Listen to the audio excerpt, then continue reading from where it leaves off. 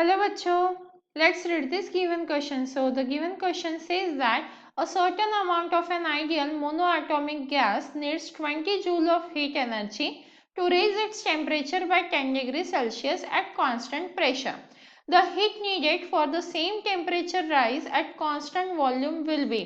तो देखिए बच्चों, क्वेश्चन में हमें क्या बोला जा रहा है, हमारे पास एक आइडियल गैस है जो मोनोएटॉमिक है, तो उसे 20 जूल्स लगता है उसका टेम्परेचर 10 डिग्री सेल्सियस से राइज करने में।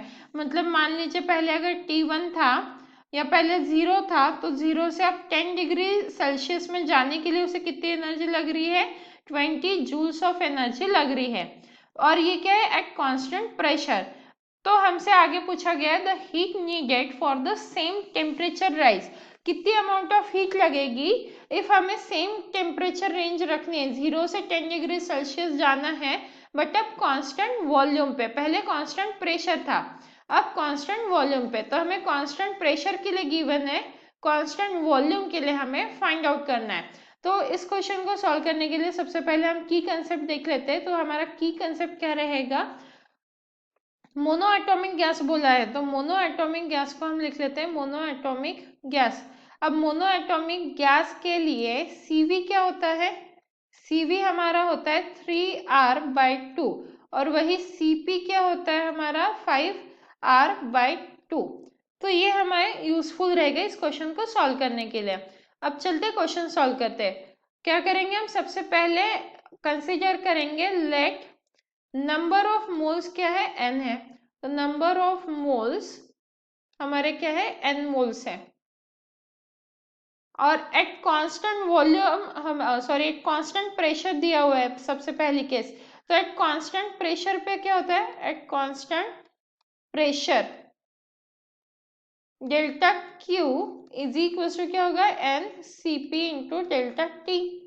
तो अब सब वैल्यूज को सब्स्टिट्यूट करेंगे। डेल्टा Q मतलब हीट एनर्जी कितनी दी हुई है, 20 जूल्स, तो 20 इज इक्वल टू एन को एज इट इज लिखेंगे क्योंकि कंसिडर क्या है, Cp की वैल्यू क्या है 5R/2, तो यहाँ पे लिख लेंगे हम 5R/2 इंटू डेल्टा टी की वैल्यू क्या आ जाएगी हमारी 10 डिग्री सेल्सियस, क्योंकि कितना चेंज हुआ है 10 डिग्री सेल्सियस का ना, तो यहाँ पे 10 लिख देंगे, तो ये 2 से ये 5 आ जाएगा।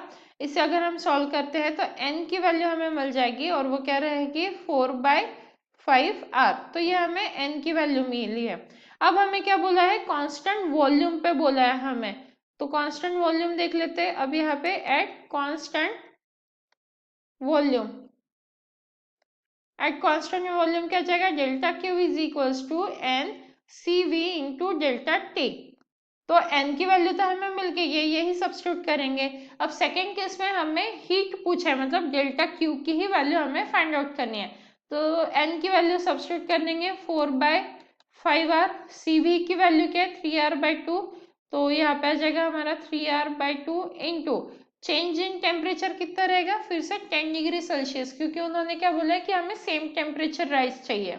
तो ये R से R कैंसिल हो गया, ये 2 से ये 5 आ गया, यहाँ पे ये 5 से ये 5 कैंसिल हो गया, बचा क्या हमारे पास 4 इंटू 3, मतलब कितना आ गया हमारा 12 जूल्स। तो डेल्टा Q की वैल्यू क्या है हमारे पास 12 जूल्स, विच मीन्स जो हमारा ऑप्शन 2 है वो हमारा करेक्ट आंसर है।